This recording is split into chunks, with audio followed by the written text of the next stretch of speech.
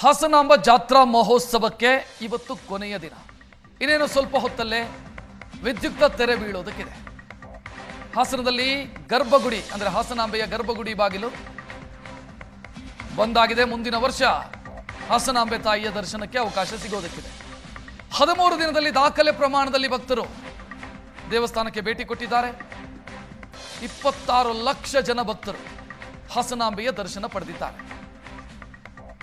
ಇನ್ನು ಮುಂದಿನ ವರ್ಷ ತಾಯಿಯ ದರ್ಶನಕ್ಕೆ ಅವಕಾಶ ಸಿಗುತ್ತೆ.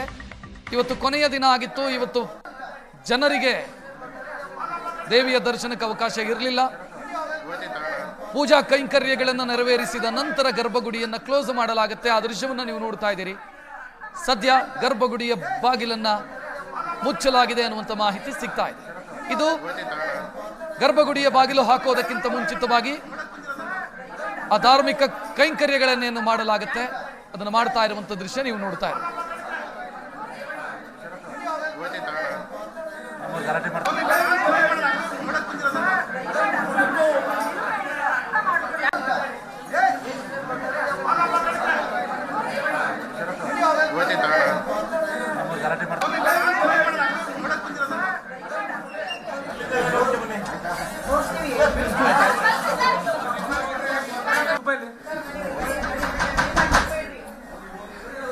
ಅಣ್ಣ ಎಲ್ಲ ಪ್ರೇಕ್ಷಣೆ ಮಾಡ್ತಾರೆ ಮಾಡೋಣ ಕಾಣ ಒಂದೇ ಫ್ರೇಮ್ ಹಾಕಿ ಹಚ್ಚ ಬಂದೆ ಒಂದೇ ಹೊಟ್ಟೆ ಹೊರಟೆನಾ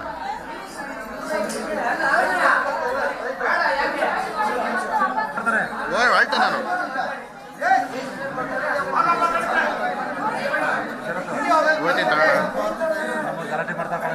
ಇಲ್ಲ ಕಡೆ ಕೋರಿ ಕೂತ್ಕೊಳ್ರಿ ಯಾರು ಕ್ಯಾಮ್ರಾ